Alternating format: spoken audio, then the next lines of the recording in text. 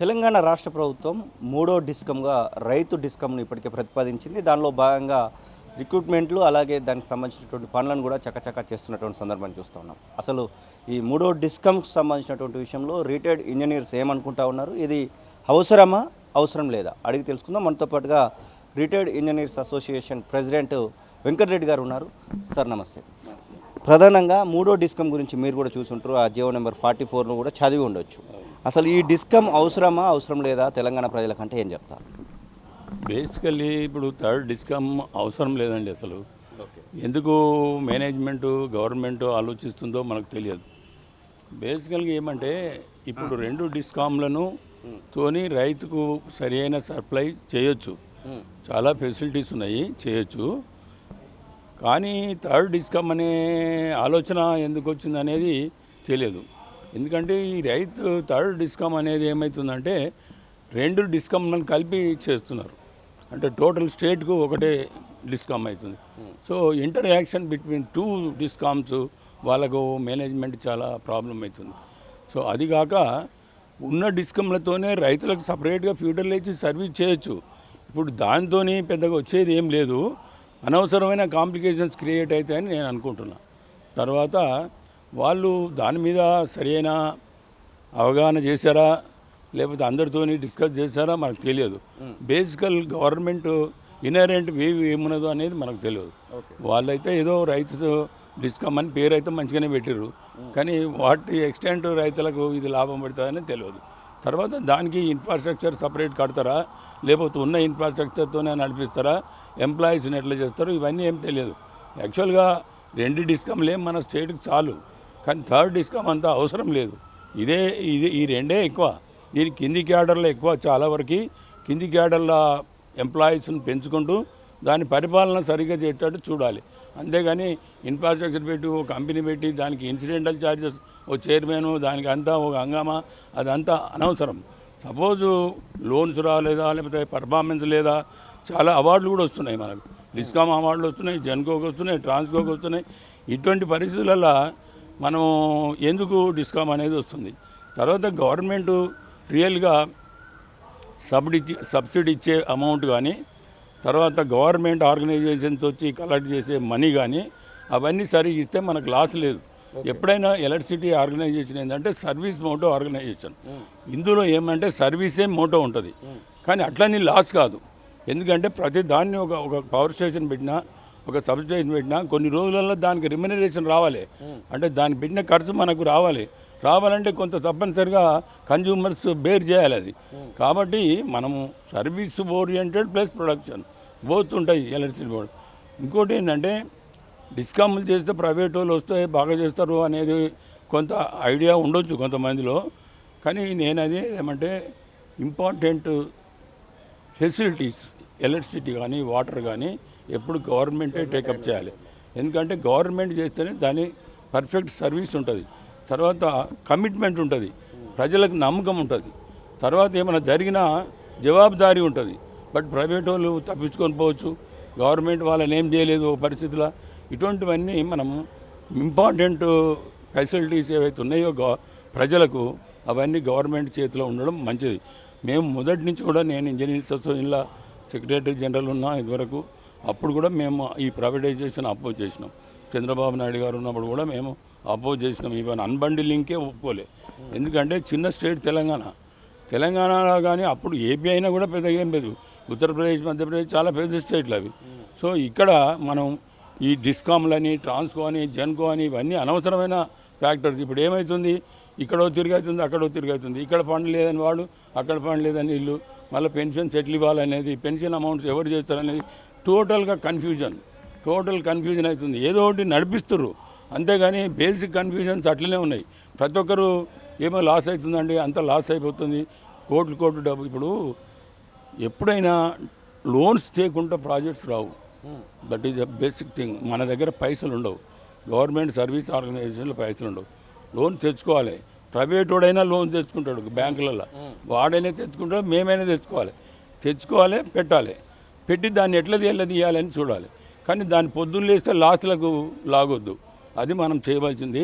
ఇప్పుడు మూడో డిస్కమ్కి సంబంధించి ప్రధానంగా రిక్రూట్మెంట్ అనేది లేదు, కేవలం ఉన్నటువంటి డిస్కమ్లలోకి వెళ్ళి 2000 మందిని ఇడిదిక్కు తీసుకుంటారు డిప్యుటేషన్ పర్పస్లో ద ప్రాసెస్లో అని చెప్పేసి చెప్తా ఉన్నారు. దానివల్ల ఉన్నటువంటి డిస్కమ్లకు ఏమైనా ఇబ్బంది అయ్యే అవకాశం ఉండదంటారా? డిస్కమ్లకు ఇబ్బంది అంటే పరిపాలనే ఇబ్బంది.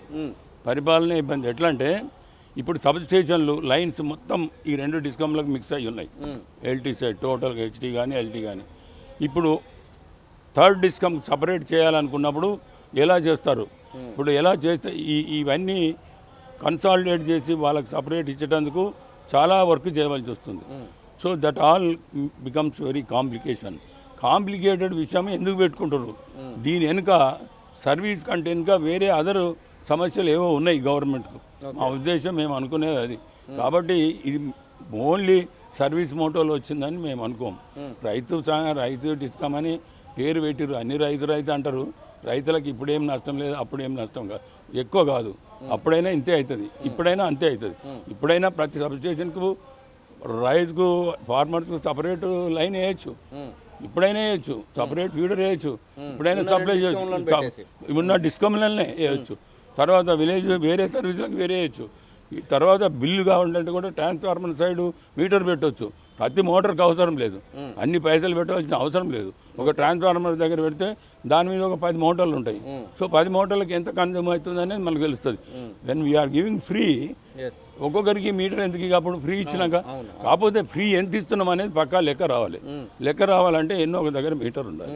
That is important. ఒక అంచనా మేరకు ఒక డిస్కమ్ కొత్త కంపెనీ పెట్టాలనుకుంటే ఒక డిస్కమ్ కంపెనీకి విత్ ట్రాన్స్మిషన్ లైన్స్ విత్ అంతా కలిపి ఎంత మేరకు ఖర్చు అయ్యే అవకాశం ఉంది? ఒక అంచనా మేరకు ఇప్పుడు ఎస్పీడీసీఎల్, ఎన్పీడీసీఎల్, ఇప్పుడు రైతు డిస్కమ్ పెడితే ఒకవేళ ఇప్పుడు ఎట్లా అంటే ఇదంతా ఇంకా ప్రైమరీ స్టేజ్లో ఉంది.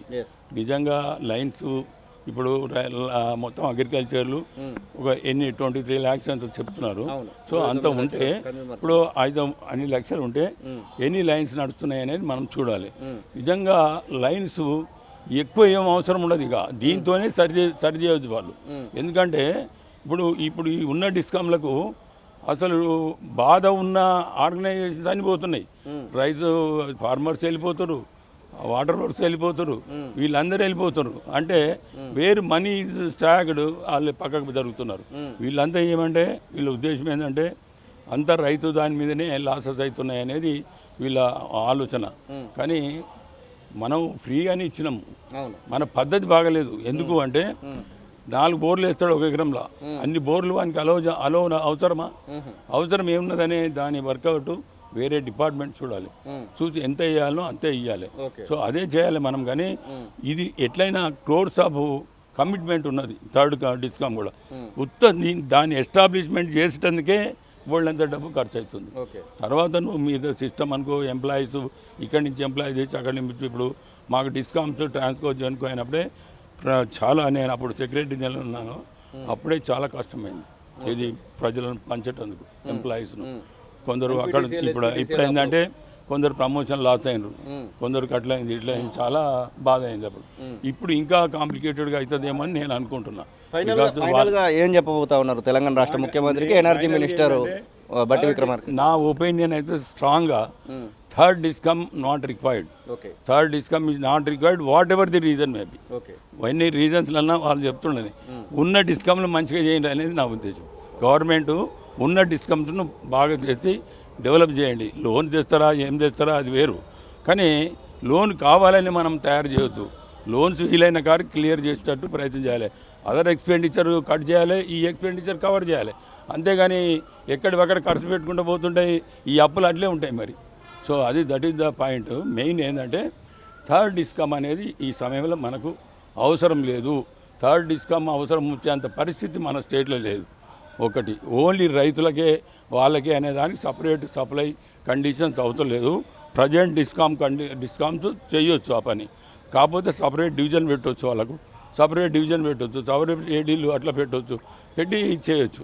కానీ థర్డ్ డిస్కమ్ అనేది బేసికల్గా అవసరమైన విషయం అయితే కాదు. పర్మిషన్స్ అంటే ఏమున్నదండి, గవర్నమెంట్ ఇస్తూనే ఉంటారు పర్మిషన్స్, వీళ్ళు ఏవేవో రాసుకుంటారు ఇస్తారు. కానీ హౌ ఇట్ ఈజ్ రన్ అనేది వాళ్ళు కూడా స్టడీ చేయాలి వీళ్ళంతా ఇచ్చిన దాని మీద. అంతేగాని రియల్గా ఈ స్టేట్కి ఇది అవసరమా, దీని రిమ్యునరేషన్ ఎంత వస్తుంది, ఎంత ఖర్చు పెడతారు, ఎంత డబ్బు వస్తుంది రిటర్ను, ఇవన్నీ వాళ్ళు ఆలోచించాలి. ఏమైనా ఆర్ఈసీ మన ఈఆర్సీ కూడా ఆలోచించాలి. సెంట్రల్ గవర్నమెంట్ కూడా సెంట్రల్ గవర్నమెంట్ కూడా ఏమన్నదండి, ప్రైవేట్ చేస్తామని ఏమని వాళ్ళు అన్నది ఏమంటే మీరు అగ్రికల్చర్ ఎంత కన్సిడర్ చేస్తున్నారో అది మీరు రికవర్ అయ్యేటట్టు చూడాలి. తర్వాత ఏంటంటే మీరు ఎంత ఫ్రీ ఇస్తారో మీరు డబ్బులు కట్టాలి. నువ్వు ఎంత డబ్బులు కడితే నీకు అంత పవర్ ఇస్తామని చెప్తున్నారు వాళ్ళు. సో నీకు వై యూఆర్ ఫియర్ అటు మనకు స్టాండర్డ్గా కొంత లాస్ వరకు ప్రొవిజన్ ఉంటుంది. ఎట్లా అంటే హెచ్డి సర్వీసెస్ ఇంత పర్సెంటేజ్, సిస్టమ్లో లాసెస్ ఇంత పర్సెంటేజ్ అని మనకు యూనివర్సల్గా కొంత యాక్సెప్టెన్స్ ఉంది. అటువంటి ఆ లెవెల్ వరకు లాసెస్ ఎట్లయినా ఉంటాయి. ఎక్విప్మెంట్లో కొంత లాస్ ఎట్లయినా ఉంటుంది, ప్రతి దాంట్లో సప్లైలో కూడా కొంత లాస్ ఉంటుంది. ఆ అలవు లాస్ లేనిది యూనివర్సల్గా ప్రపంచం అంతా ఏ లెవెల్లో పెట్టింది అనేది మనం చూడాలి. సో టోటల్గా ఏంటంటే థర్డ్ డిస్కమ్ అనేది నా ఉద్దేశంలో ఇప్పుడైతే అవసరం కాదనేది నా ఉద్దేశం. That's all.